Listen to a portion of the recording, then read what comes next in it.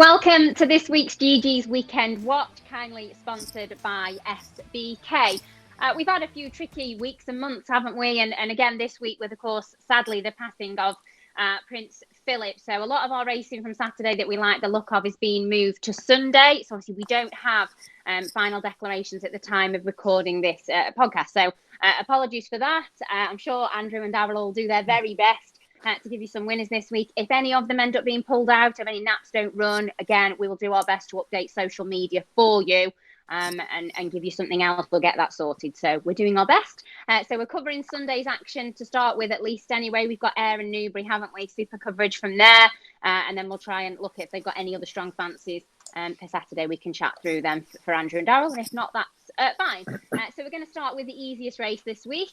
That's going to be the Scottish National at 3:35. And there was a horse I actually thought was super overpriced in this, in Some Chaos. I thought he's had a couple of little quiet runs over hurdles. This much more his bag. A really good horse over fences, 5 from 10 at the moment. Unexposed over this far as well. So he's going to be my each way bet, I thought. The grind ground will be fine as well for Some Chaos. As you'd expect, there's been plenty of big price winners of this race down the years. 17 of the last 17 winners have also ran in the last 57 days or less. So you want a horse that's ran quite recently as well. That possibly rules a few out, but I don't know how helpful that is towards Daryl. Yeah, oh my God, how many runners we got in here? 31. Not too many, but there's loads you can make cases for in here. At the top of the market, you've got I Right and the likes of Soldier of Love, the sort of class acts in the field, if you will. I thought I Right was plenty short enough in the field, carrying 11:11 in this as we speak at the moment. Obviously, the weights are going to be probably adjusted the more runners come out, but as it stands at 11:11 at 5, carrying 11:11 at 5-1 is awfully short. Given you've got to go back to who was it? Green Abbey and Red Rum, the only two I think to carry more than 11:10 in this race and win it. So it's a real tall order to ask horse carry a big weight in this race. And he just hasn't won for so long, has he? He hasn't got his head.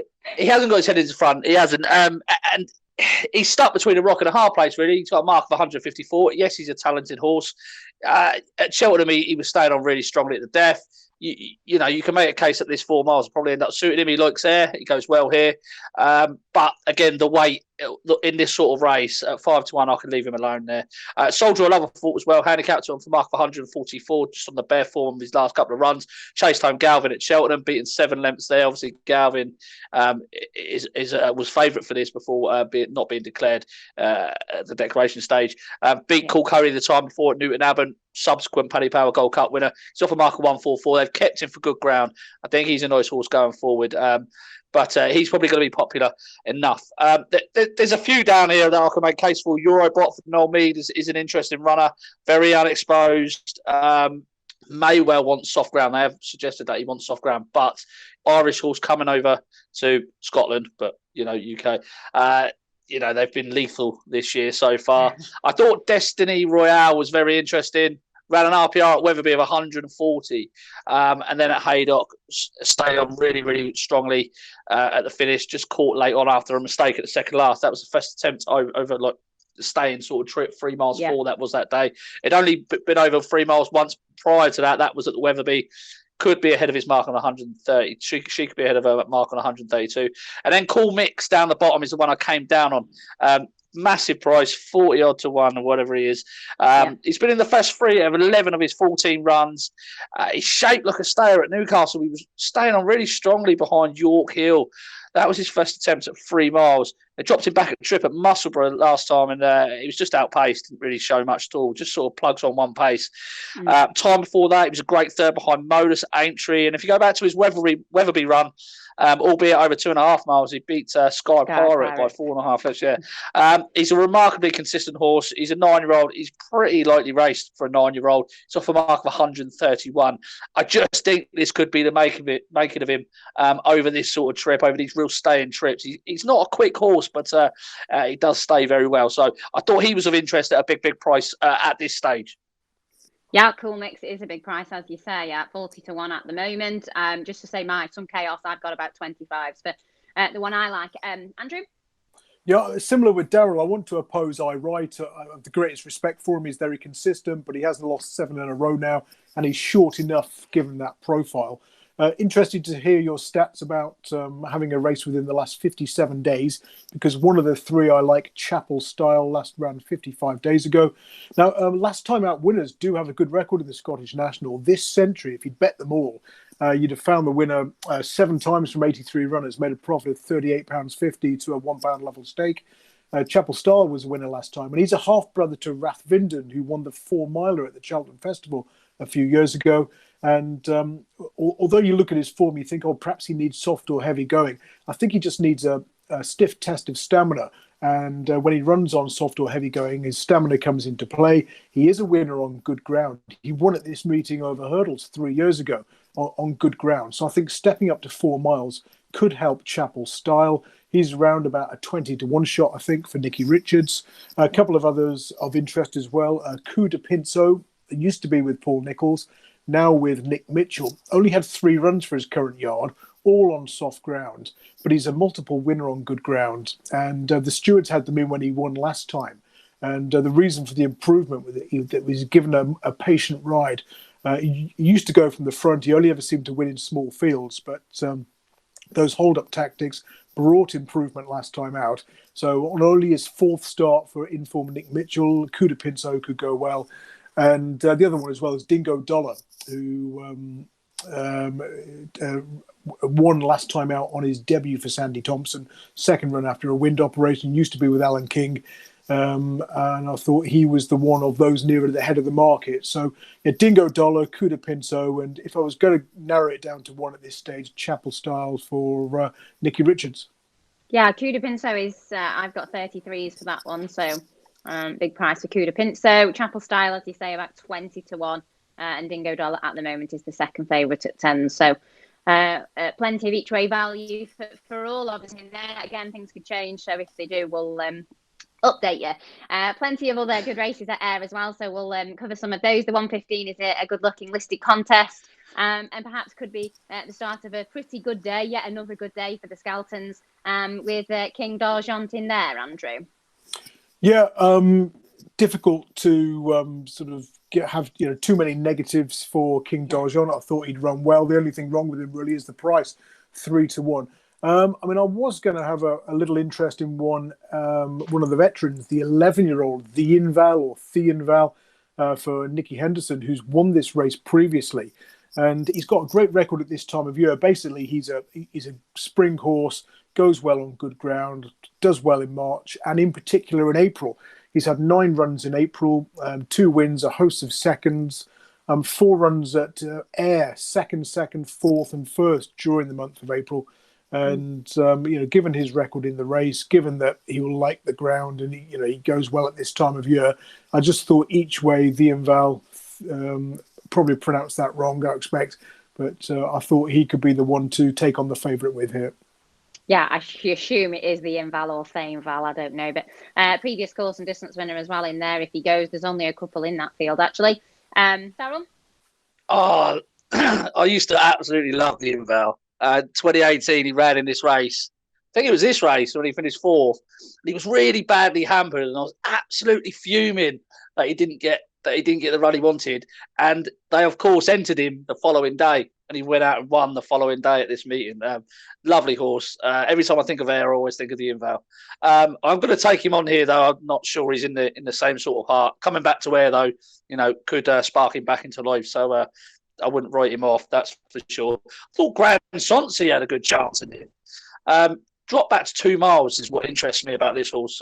Quick ground is definitely what he needs, and a small field. So if this can cut up, I can already write 4 off that are going to come out of here. If this can cut up quite a bit, I think this could be really tailor-made for him. The handicap has been quite quick to relent, dropped him £4 in 3 runs, contested mainly graded races. He's a listed winner himself at Chepstow, were really impressive earlier in the season in October on his, I think it's a seasonal reappearance. But this horse was better than the bare result at Newbury last time over 2.5, beaten 12 lengths, but was just so bloody keen. Just early on, he went 15 lengths clear, and to my surprise, he was still there after the last trying to battle away. The rain got into the ground at Newbury that day a little bit, and I just think he wants it like concrete. He just wants it quick. He wants a left-handed track, and I do think 2 miles is right up his street. He's run over 2 miles twice over fences. The first came on debut in the King Henry VIII Stakes, the Grade 1 at Sandown. So they threw him in the deep end that day behind Esprit de Large for his chase debut, which I thought was eye-catching. He then goes to Kempton, runs a blinding race from off the pace when that track really favours front runners, behind Global Citizen, finishing third, beating 2 1/4 lengths. Then he's gone up and tripped. He's not been the most reliable this season. I know he was well fancied for the Newbury handicap on his penultimate start. He bombed out a little bit there under Bryony Frost. I just think there's a bit more to come from him, and a mark of 145 I think is definitely workable. He's a young horse. He's a 7-year-old. He's got some of the strongest form on offer in the race. And like I say, if the field cuts up quite a bit, he might be able to dictate things on the front end, although King Dargent's probably going to be up there. I just feel that he's got it in him off a handicap mark of 145 on the balance of his form. That's for sure. Would I rather back King Dargent off a mark of 144 or Grand Sancy off a mark of 145, considering what the pair of them have achieved? It's Grand Sancy all day long. So, yeah, I don't know if it's a confident bet or not. Well, and King Dargent may well be shorter if the whole Harry Skelton, Brian Hughes thing carries on, because I think a lot of their horses are just being shorter than they should because of the championship and because of the Skelton. So, he's a nice horse. Even less attractive, though. Yeah, he's a nice horse. He can be a bit of a nutcase, though. He can run down his fences, and I just wonder how he's going to react in this sort of scenario where he's going to have a couple of other front runners upside him. Yeah, I don't think his concentration levels are all there, but he's definitely a nice horse, and there's very few negatives with him. Yeah, they're probably not going to give King Dargent an easy time in front in that 115. So, Grand Sancy for Daryl, who I've got at about 7s at the moment, and the involved for Andrew, who is about 10 to 1. That's for that 115. We then have the 150 long distance quality handicap, and we've got the ever improving 5-star Getaway in here, and he's gone up his usual £15 for winning, as he has the last twice. We've got Pilbara in here as well, who's interesting. Maybe this has been a long-term plan for them, because they tend to do that with their runners. Seemed well backed last time over a trip too short, Daryl. Yeah, it was running in a handicap hurdle last July for mark 88, so 125 here. It's very difficult to judge these Emmett Mullins runners. Pilbara's jumping that leaves a little bit to be desired, if I'm honest. The form behind Stacks Mountain at Listowel does read okay. Starmat's the future winner. And if you try and convert those horses that finishing in and around Pilbara in that race to what they would be running off in this race, I think Stacks Mountain would be about 131, Starmat's 135. So would have pretty much a £10 swing on Starmax, who was, well behind on that occasion. Very difficult to weigh up, especially given that the horse was 5th in a Galway hurdle last July. Probably a bit of spring ground's going to do the horse some good. Any runner from this yard needs to be respected coming over here. Yeah, I just wasn't entirely convinced. A bit like the Joseph O'Brien runner today, Scholastic. Scholastic who came over and was beaten. Yeah, it looked thrown in at the time, and sometimes you can get them wrong. It's easy to fall into the trap of let's just back every single Irish runner that comes over now.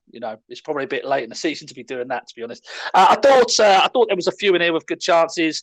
Thought Flegmatik caught the eye last time out. Bad mistake at Utox to third last. Put paid to his chances there, but stayed on really, really strongly. Did well in the circumstances behind Aasy early. This horse, I've been backing this horse, and this must be one of the most unlucky horses in training. Always gets hampered. I don't know if he's trying to find trouble or what's going on, but definitely got a win in him off this mark of 128. Marone was the other one I quite like the look of. Mark 140 does look a little bit stiff, but if he improved for the better ground at Wetherby and improved for the 3 miles, that was the first time he's had the combination of those two. He's going to get that again here. I think he could be a real nice staying type for the future, and owned by Trevor Hemmings. We all know what the target's going to be, I think, down the line. Brian Storm is the other one. So, there are a lot of horses in here that you can really recommend. I've got to be pinned down to one. I'm going to give Flegmatik one more try. And when it gets hampered, I'll be like, Yeah. yeah. So Flegmatik and Marone will give Daryl maybe just about the 2, and would be Brian Hughes taking on Harry Skelton possibly, but we'll see. What do you like in there, Andrew? Apologies in advance if I scream during this race. It's because I'm watching Goodnight Charlie hopefully make all in the Mayor's Handicap Chase at Cheltenham. She's currently in front, but that's another story. This is a funny race, this one. We've talked about the favourite, the Emmett Mullins trained Pilbara. Like Daryl, I'm a bit worried about her jumping. It has been a little bit suspect, although if you bet all of the trainers, handicappers who run in Britain, 7 wins from 17 starts, 41% strike rate, plus £10.73 to a £1 level stake. Shows how well back they get. And had you taken the best price the night before around 8 o'clock, you'd have made over 20 quid to a £1 level stake. Now, Flegmatik, I'm a bit worried that he does tend to jump out to his right on occasions, although you can't knock the form of the trainer and the jockey. The one I've come down on the side of is Innisfree Lad for Matt Shepherd, or I think my horse is about to get chinned. Now, Innisfree... We're all looking. Yeah, we're all looking. We're all like... Innisfree Lad's one of these David Dennis horses. Remember, David Dennis... training in his own right. He then went to be assistant to Tom Simmons, took all the horses with him in these colours, and then went to Matt Shepherd to be assistant to him and took the horses with him again. So this one's been out of the house more than I have during the last year, certainly during COVID. But Innisfree Lad, last time out, he's running on good ground for the first time in ages. He's stepping up from Class 3 to Class 2 company, and he's won at 18-1 at Haydock. And his trainer said after the race, he's been running well on heavy ground in Class 3s, but I thought the better ground was the key to him. And so, I've upped him in class, expecting him to improve, and it's worked. So you look at his record on good ground. He's won the last 3 times. He's had officially good ground on a flat track. Doesn't seem to like going uphill and down dale. So I thought Innisfree Lad, although he's gone up a few pounds in the handicap, or £7, whatever it is, for that Haydock win, I thought that, given the ground conditions are in his favour, that he could be the one. So he's round about 12-1, I think. So I'm with Innisfree Lad to follow up that Haydock win. Yeah, I've got 14-1 at the moment. So Innisfree Lad 14s, Daryl Flegmatik 8-1, and give a good mention to Marone, who's about 7. So they're quite similar. Marone and Flegmatik. That's the 150. The Scottish champion hurdle is at 225. Paul Nicholls at the moment looks to have a fairly strong say in this, depending what goes. What do we think in that, Andrew? Yeah, this is a very interesting race. There's a horse in here that I can't wait to see him run in a big field again, and that's Scarlet Dragon for Inform Alan King. He's absolutely useless when he runs in small fields. He just needs a strong pace to chase, and when they sort of crawl or it's a small field tactical affair, he struggles. He tends to run well, finishing sort of 3rd or 4th, but just never getting there. You look at his last 5 wins, they've all come in fields of 13 or more runners. Probably not enough runners here for him. I think 11, and we might lose a few of those as well. But certainly, as the year goes on, flat or jumps, that's an angle to look out for Scarlet Dragon, who's run about 16-1 for this race. But I thought the key to this was the county hurdle form, given that we've already seen Belfast Banter come out of that race and win at Aintree. And you've got a couple from that. You've got Milkwood, who I think heads the market for today's race, was 3rd to Belfast Banter at Cheltenham, lost a shoe as well. And not only was he 3rd, he was best of British as well, which is basically, you should get a prize for that, being the best of the British train runners. I mean, the number of times I'm saying, he did best of the British, she did best of the British train runners. I mean, look at these horses are sort of finishing 5th, 6th, 7th, 8th sometimes, but they're running brilliant races and beating everything else, of the home contingent. But Milkwood ran an absolute cracker. The smaller field will suit, I think, given that he usually races prominently. He came from midfield at Cheltenham, but he's run plenty of good races from the front.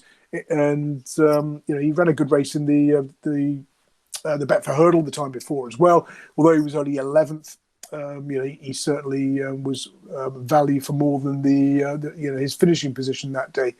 And of course, so a little bit further down as well, we've got Again, looking at that race, as well as Belfast Banter winning, we've had Edwardstone run well, third time lucky run well. And you've got Anna Bonina in this race as well, who was 125-1 when finishing 8th in the county hurdle. And she's been, an Irish raider. She's been well backed anti-posts for the Scottish Champion hurdle. So I thought it was between the two, Milkwood and Anna Bonina, and maybe do the forecast as well to finish 1-2 and uphold the form of that county hurdle. Okay, Milkwood, the current favourite at 11-4, and I've got Anna Bonina at about 11-1. So Milkwood and Anna Bonina for Andrew. Daryl? Yeah, similar trail of thought, actually. I was quite keen on Anna Bonina when I went back and watched that county hurdle. Held up right out the rear of the field, did the best of those from well off the pace, had to switch left, had to switch right, weave through in and out runners, stayed on really, really strongly. I thought it was a real eye-catching run that day. Price that no one really wanted, 125-1. Go back to last year at Cheltenham when she ran behind Botox Has. There was quite a bit of support around for her that day. She didn't really show anything. She ran on soft ground since then, or on the all-weather artificial surface. That was her first run back on a better surface. And some of her form over hurdles in Ireland suggests that, it doesn't suggest she's thrown in off this mark of 135, but she could just have a little bit more to offer. I do get slightly worried when mares get to this mark of 135, because it's not often you get very, very decent mares that go on to progress above a mark of 140 odd. And she's going to need to be about 140 rated horse to win this. But I didn't really think many of these were that well handicapped. I like Milkwood. I love what he's done all season. I can't really knock him. But to be winning this off mark of 142, he's going to need to have a little bit in hand. And I just didn't see that he had that much in hand at Cheltenham. To be honest, I thought that was what he was. He's a 142 horse. And you go through this field, you sort of find the same sort of thing with a lot of these runners. I was a big fan of Tommy's Oscar. I thought he sort of slightly saw some chinks in his armour at Kelso last time. So I think the mark 138 might be, beyond him. Like Scaramanga now is on 144. And I just was coming down on this Enemy Coast ahead. He's had 253 days off the track. But he has looked impressive when he's won for since joining Ollie Murphy from Tom George. A mark of 129 visually on those performances, and the numbers work out. I think he beat a 109 horse by 20 lengths, giving it a stone. So the numbers work out to suggest that mark of 129 is definitely within reach. And I just thought if there was something to crop up in this race, I thought it could be this Enemy Coast ahead. He could well want further. I've got a little bit more work to do on this race, but I feel like I'm getting there with this. I don't really fancy Calico off a mark of 139. I think that's really steep on the 3 runs that he's shown. Yeah. His last run at Warwick, he beat a nice horse called More Margot. But Gavin Sheehan, if you watch the ride on More Margot in behind, Gavin Sheehan wasn't asking for everything and finishing runner up that day, 5 lengths behind. That's a nice horse, but it's not a 140 horse, that's for sure. So I just wonder if he's well treated at all. So yeah, I was torn between Anna Bonina and Enemy Coast Ahead. I thought Enemy Coast Ahead was going to probably be the best handicapped horse in the field. So yet to come down on one of those two, but I like this race quite a lot, so I'm definitely going to be having a bet in there. Okay, so roughly the two. Enemy Coast Ahead is about 15-2, I think, and as I say, Anna Bonina, what Andrew would say about 11-1, and then Andrew likes Milkwood as well. So 3 in there at the moment. At 3 o'clock, we got the Grade 2 at Pater. Looking down the years of this, plenty of horses at single figures do well in this and are favourites as well. But that's about half the field. So again, not sure how much that stats helps us. Do you want to go first for the 3 o'clock, Daryl? Yeah, this is the bet of the day in here. This is the absolute bet of the day. We should get a bell or a siren or something for that. I'll do you a little. Tamaroc du Mathan has got £10 on official figures to farm with All Mankind. Yeah. If All Mankind was running over 2 miles, but he's not. He's running over 2.5 miles. He's keen as mustard. He's got another 6 or 7 fences to jump here as he would, as opposed to running over 2 miles. There's 4 fences down the home straight here. If All Mankind is flagging or doesn't see out this trip very strongly, we've all seen what his jumping is like. He's going to clatter at least one of those fences. Tamaroc du Mathan is improving all seasons. Ran some ridiculously good time figures. Wasn't hard pushed when behind Shishkin at Kempton. This horse, this field is weak as anything. He was well on top at Kempton in the Grade 2 last time, beating Garlaw. He's a lovely horse, a beautiful jumper, loves quick ground, loves 2.5 miles, stays the trip really strongly. This is a no-brainer bet. This Tamaroc de Mathan, how he's 9-4, and All Mankind first time at this sort of trip is 5-4. I will never know. You can clip that up and put it on Twitter when he gets beat, but. Possibly, yeah, and we could end up with a bit of a small field as well, couldn't we? Because there's quite a few in here that are in other races. So if they don't want to try in here, Andrew, I'm with Daryl. Tamaroc de Mathan. I mean, I'm a fan of All Mankind. He's gone off too hard, Daryl, and Harry Skelton's sort of kicked on too soon at Cheltenham. Typical Harry Skelton ride, really. He's got a little bit carried away, and a number of Dan Skelton horses are going to be running in the next couple of weeks. You're thinking, have they had enough for the season? Should they be running? All these conditions ideal for the horse, or is it just because we're desperate to give Harry a chance at the jockey's title? I mean, go back many years to when Pipe and Nichols were fighting out the trainers' title, and then David and the Pipe Yard were running horses like 3 or 4 times a week just to try and get those extra wins on the board. Might get the similar situation here. All Mankind is fairly small, 1 from 10 over beyond 2 mile 1 furlong. I think he will end up setting the race up for the Nichols beast, and maybe he'll fade out the first 2 as well. So perhaps look at the forecast and something like Marown, who's for Nicky Richards, who I thought had a chance if he went to the Cheltenham Festival, but he missed Cheltenham. He ran at Wetherby the following week, and he won by 38 lengths that day. He doesn't mind good ground. He's got form at this meeting, and I think he's 3 from 3 over course and distance. So Marown each way. Tamaroc de Mathan reverse forecast is the way I'm looking at this race. Okay. Both really fancy Tamaroc de Mathan. They're 9-4 at the moment, and I've got Maroon at the moment at 11-1. So they're the options in that 3 o'clock. We go on to Newbury for some quality flat action. The 135 is the Group 3 contest over 1.5 miles, and I really like the look of Aasy for this. I actually saw a thing a while ago. I think it was what's Willie Haggis's wife called? I forgot. Maureen. Maureen. Sorry, Maureen, if you see this. They said, didn't they? They think so much of this horse. I don't think Goodwood suited the track, I thought, for this horse, and was a little bit too keen in a small field. So flat galloping 1.5 miles, I think, will be better for this horse. Got high hopes for him. Andrew, do you want to kick us off on the flat? Yeah, certainly wouldn't put you off Aasy, although it's been very well backed anti-post for this. Yeah. I think 5-2 was the price I saw. I mean, Thunderous for Mark Johnson is a very consistent horse as well, and 4 wins from 5 starts and second for the only defeat. He's one you can't discount easily. I didn't like Deja, the 3rd favourite. The ground's going to be against this one. I'm a big fan of Peter Chapel-Hyam's gelding, but he needs it proper soft. So forget that one. And if there's one of the bigger prices you want to support each way against that front pair in the betting, it could be Kipps for Hughie Morrison. Now, this one's been gelded since we last saw him. That was here at Newbury in October last year in the St Simon Stakes, finishing 4th to Yukon Glen on heavy ground. He's got form on a quicker surface. He goes well fresh. His 2 seasonal debuts, 2nd by half a length and 2nd by a nose. Now, importantly, when Hughie Morrison gelds one and then runs it on the flat, turf or the all-weather, plus £60.94 to a £1 level stake at SP, they tend to take a big step forward. He tries to sort of, think, well, is there going to be sort of breeding possibilities here? So, there'll be end ties for as long as possible. But when he does give one the cruelest of all cuts, then it's time to sit up and take notice. And I thought Kipps. I think I've seen a price around about 14-1 or 16-1 each way. Yeah. Could be the way to go here.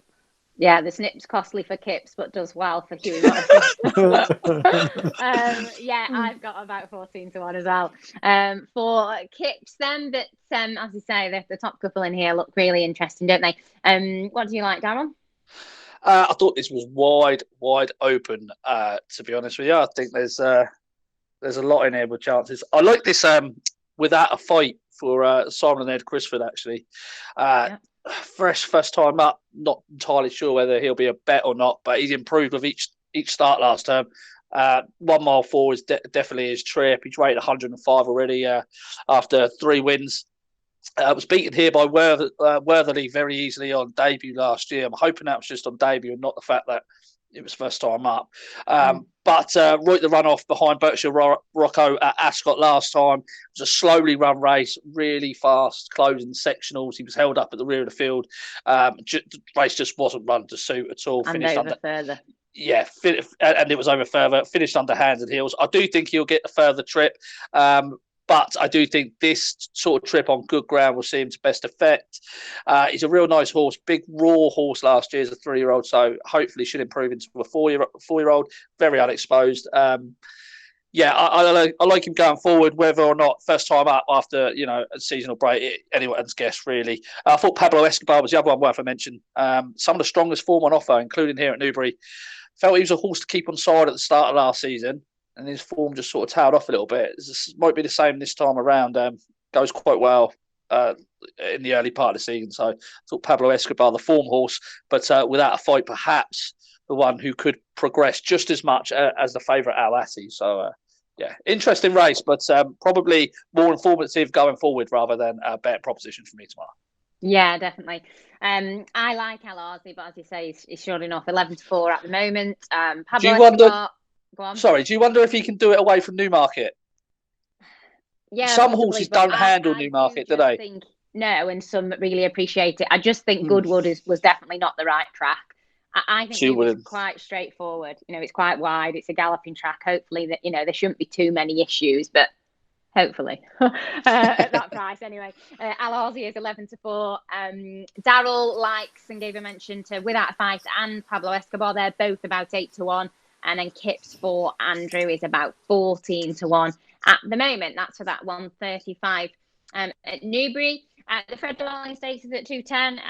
Andrew Baldwin got a real life chance in this with Alcohol Free, who we know likes Newbury.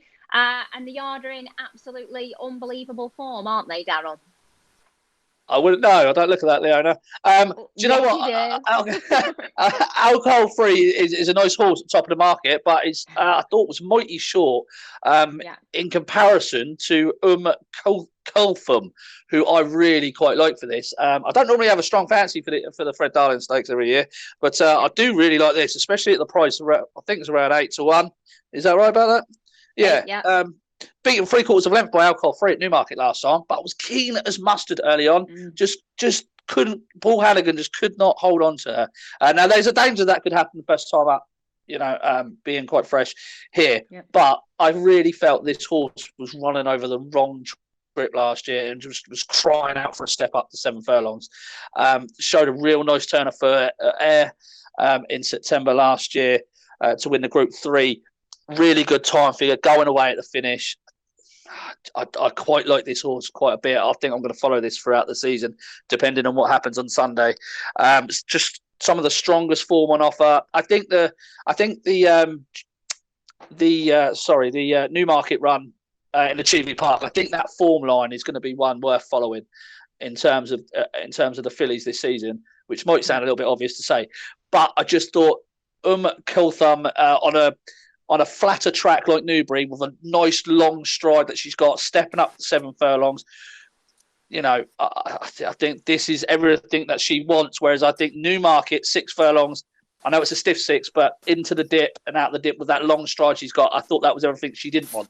So I'm hoping 8-1's a very fair each way price.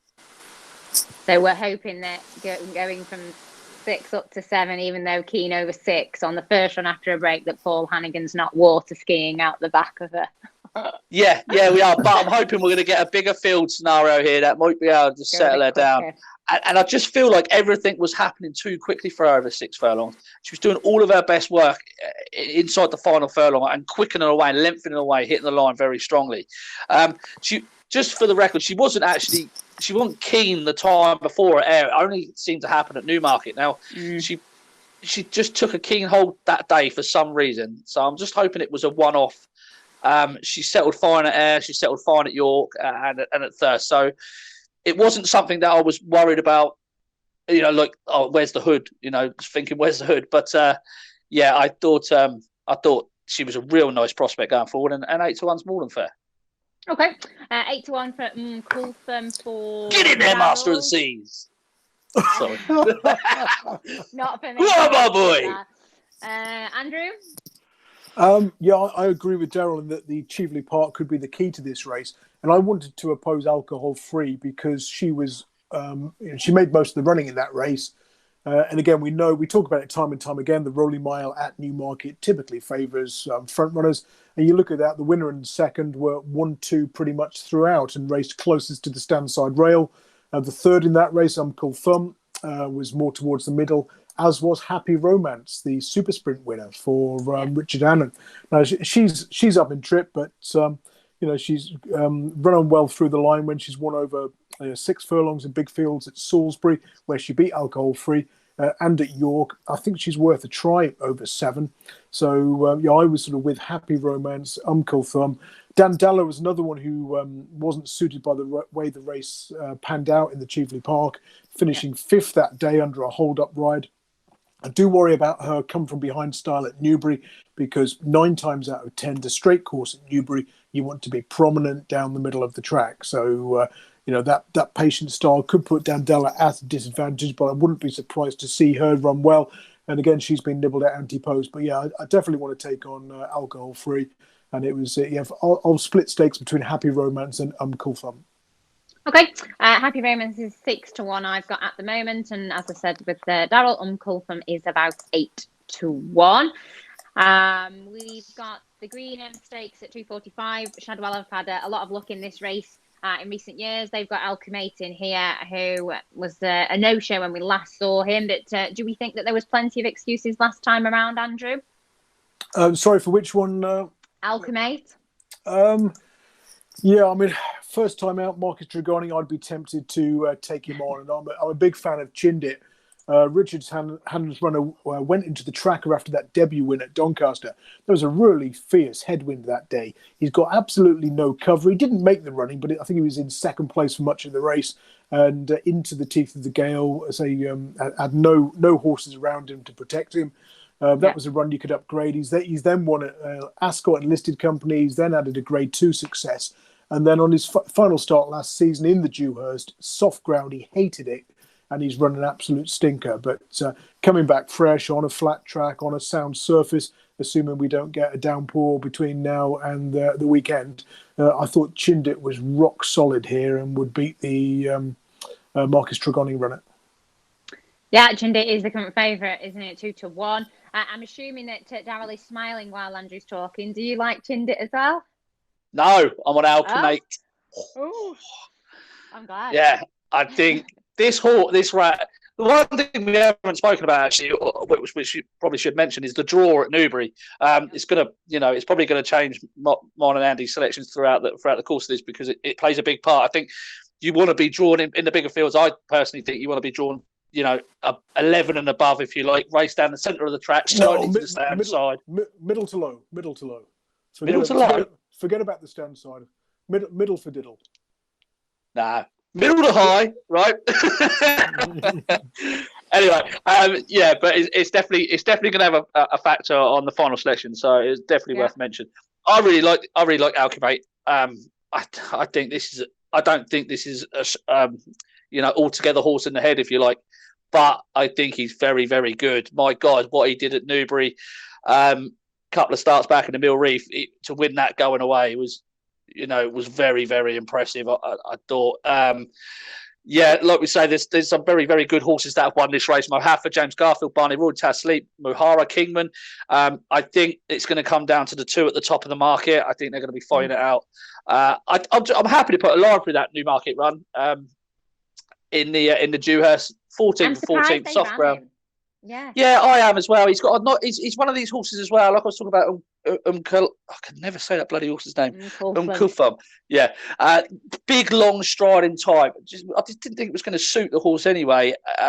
some horses don't handle Newmarket, as we've spoken about. Put a line through that. There's no way he could be that bad when he did what he did at Newbury the time before. I just can't have it. At Goodwood, he was very good when he beat Tall Lead.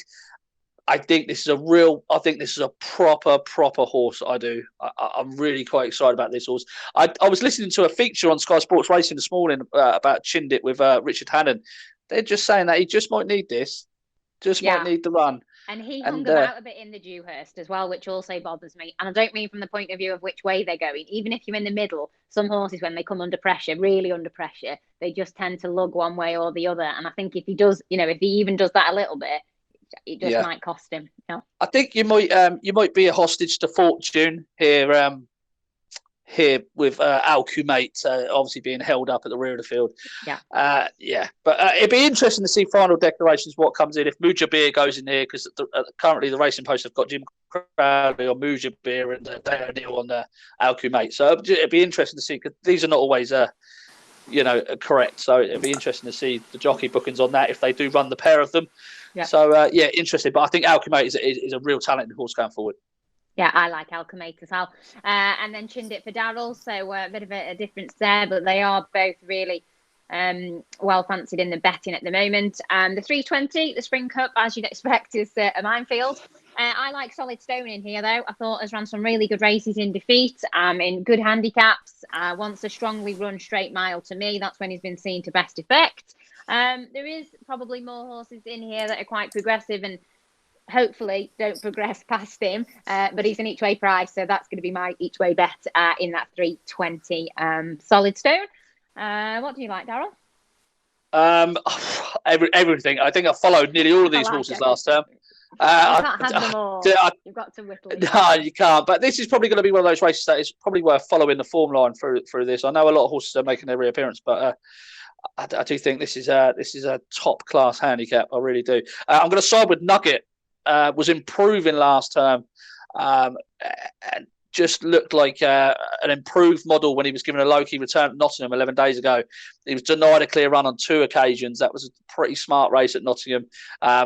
He definitely would have won that race with a clear passage. The 2 that finished in front of him were Astro King, who's really nice, progressive 4-year-old. Didn't really achieve what he should have achieved last season. And Finest Sound was in second. The 4th horse, I think, and who tipped the fourth horse that day, Turn on the Charm, who's a really nice horse as well, and I think will improve for that run. That was a really, really nice run. You go back to his Newmarket July course win, penultimate start before that. Yes, My Boy beat very comfortably. Yes, My Boy's now rated 101, £11 higher. Cognac's now £5 higher, 98. Mariner's higher in the handicap, and he did that with the minimum of fuss, if you like, odds on. I think he's got a lot more to come, this horse. The time before at Windsor, he's drawn in the car park and stalled 12. I was absolutely fuming because I felt Ryan Moore gave him a poor ride, but it's very difficult to win from stall 12 at Windsor over the mile there. Time before, he just failed to stay on the Rolling Mile behind Alkumait. Again, another good horse. He was beaten into second. And he took the scalp of Jumeirah Bay at Doncaster on reappearance last year. Jumeirah Bay is a nice horse, especially at Doncaster. I think a lot of things line up to suggest that this horse is well handicapped. I think he could be upwards of £10 well ahead of his mark. I think he could definitely 100 horse. Ryan Moore is looking like he's going to be taking the ride on this horse. I think Nugget, who has course experience from his maiden run over 6 furlongs here at Newbury, should go really close. Okay. Andrew? Yeah, incredibly tricky. There are some interesting stats which are going to be a little bit worrying if you fancy Nugget or indeed the anti-post favourite, Troll Peninsula for Roger Varian. Now, horses who prepped on the all-weather last time out, just 1 from 59 in the last 10 runnings. Last time out winners, 0 from 28 over 10 years in this race. Colts, 0 from 34. That brings in Nugget. Fillies and Mares, 0 from 14. And horses who wore any form of headgear, 0 from 47 in the last 10 years. So a few things to sort of bear in mind that might help you narrow it down closer to the time. Nugget's an interesting runner, but the trouble is he needs a strong pace to chase. But when he runs in a big field, he tends to find trouble and has to be switched and is a bit of a hostage to fortune. So it'll be fascinating to see how he gets on. I'm going to put up one who's likely to be up with the pace, and that's Gin Palace. Now, the trouble is at this stage, we don't know how many other front runners there are in the race. Yeah. If it turns out he's the only one, or one of only 2 or 3, and he's nicely drawn in the middle, then I'd be more confident. But he made all over course and distance on last year's comeback. That was in June. He's got a great record on turf, 5 from 15 overall. If you only look at his turf form on straight tracks, 3 wins from 6 starts, including 2 from 2 at Newbury. So he's a course expert. He goes well fresh. He loves straight tracks, particularly over this mile trip. So in the hope that there's no headwind and there aren't 84 other front runners, then at this stage I'm with Jim Palace, Reeve Johnson Horton. Yeah, where is Jim Palace? Trying to find the price for Jim Palace. Oh, huge, 25 to 1 at the minute. Yeah, bargain. Yeah, Too short. 25 to 1 for Jim Palace. But, Too but short. the kind of horse I'd want to back win only rather than each way, because it'll be an all or nothing kind of bet. Make all or finish out the back of the telly, I think. Okay. Solid Stone that I like is about 14 to 1, and Nugget is 12. Just for putting it out there, information. Imperial Command in here. I'm not saying he's going to win, but I'm looking forward to seeing him run. I was at Newcastle every time this horse ran for this new yard, and when Dougie Costello rode him on the first one, do you remember? I think I napped him and I was furious. He literally couldn't have given it a worse ride. He sat out the back, he found every bit of trouble, and then it just never, got there. And I spoke to Mark after, and he literally said, he come in, he put his hands up, and he said, could have won, by how far? So sorry, terrible ride, kind of thing. Well, it's 1-2 since. It's not been winning by far, but it is one of them. It gets held up, and then it just comes there good and runs on well. So I think they think he's a really nice horse, and I quite respect Mark Luckmane's view. So I'm not going to put him up because I don't know if he's quite that good, and it's how much the yard have improved him, or whether he's going to be as good on turf. But just to put it out there, they think he's going to be a much better horse than what we've seen. So just to claim that non-tip. Haven't I? Yeah, Imperial Command. Anyway, that's the bit of info for him. I think that's it for the scheduled races. Any other fancies from either of you from Saturday or Sunday? I'll kick off just with the 4:30 at Newbury. That 10 furlong Dubai duty-free handicap. Last time out winners have got a good record in this contest, particularly when they've had a recent run. If you just backed all the last time out winners, 5 winners from 24 plus £9.25, those who'd raced within the last 6 weeks, 3 wins and a 20 to 1 second from 4 starts. The wins at 12 to 1, 7 to 1 and 9 to 4. Now there's a few who qualify. The most interesting one for me was High Commissioner for the Paul Cole Yard. And at Stratford on Sunday, the 12:15, a horse I tipped last time out, but the ground went against him at Sandown in the EBF final. That's Captain Morgs for Nicky Henderson. Now, the time before, he ran an absolute storm around the inside in the swamp at Fakenham, had 0 chance when you needed to race wide that day. So hopefully he's ridden prominently. Stratford, a track that favours front runners. So Captain Morgs in the 12:15. Okay. Daryl, do you like anything else anywhere? Yeah, I've got loads. How long have you got? Right, Newbury 355. Newbury 355. Gustav Holst potentially bumped into a group horse on debut last time out. May well run here again for Richard Hannard 9 days later. Looks a real nice horse that's going to progress. I'd keep him on side going forward. In that 4:30 at Newbury, Good Birthday's got to be worth one more chance. He is so well handicapped. And I know people are fed up with me banging on about him, but he's down to a mark of 86 now, and he squeezes into a 0 to 85 for the first time. So it could just be, come here fresh, leave last season well behind him. He's back at Newbury where he's run all of his best races to date. Yeah. So he could prove a different proposition. 12:15 at Stratford. Skatman looks potentially very, very smart at Musselburgh on his first start after a wind up. He's got loads more to come. He won that under a hands and heels ride. And the runner-up from that race, called Present and Counting, I think is a well-handicapped horse. So I would keep the pair of those on side. In the 4:10, Birchdale or Wetlands. One of them are likely to line up Air. And Birchdale was a real eye-catcher in the Coral Cup, and I just definitely think he's got a bit more to come. Connections have been very persistent with him, so I think he's got a win off him. Saturday, shall I do a couple on Saturday? I'd love a couple on Saturday. Okay, Toro striking the 210. Richard Fahey has won the race 4 times in the last 9 years. He's going to be primed to go well. At 2:40 at Thirsk, George Peabody was 2 seconds faster than the Division 2 on the card on his debut race. He should be able to go in again. The 6:15, the nap on Saturday, comes from Nottingham.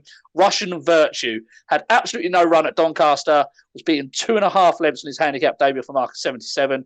That was a career best time figure. It was a career best RPR that came off the back of a gelding operation and a 260-day break. The second has come out and won his next 2 starts. The third went within a head of winning next time. The 9th finished runner-up next time at Newcastle, and the 12th won next time out. The form is pretty smart. This Russian Virtue's unexposed horse for David Menuiser, 6:15 Nottingham. So if you don't remember any other horse... David who? David Menuiser. Minutiae. Oh, listen, I can't do my pronunciation stuff. I'm not a very good talker, and now you've highlighted it, and you made me worry. So thanks, guys. Minutiae, it's fine. Minutiae. The important thing is there's loads of selection, so very long video. Yes. Naps for Saturday, Sunday, or just one or the other, Ben? Daryl? Ben? I thought she said Ben. No, I said Daryl. She did say Ben. On Saturday, 6:15 Nottingham, Russian Virtue. On Sunday, Tamaroc du Mathan will hose up at Ayr. Daryl, Andrew? I'll go for Innisfree Lad in the 150 at Ayr. That 3-mile novices handicap chase. Okay, I'm going to stick with Aasy, who I like, for that 135. So that's going to be my nap. That's it from us. Again, reiterating, if anything is pulled out or doesn't go, apologies. We'll update you on socials as we often do. If not, and they all go, good luck with all of your bets and fingers crossed for ours. Thanks to Andrew and Daryl, as always, for all of their hard work and insight every week. And most of all, thanks to you for watching.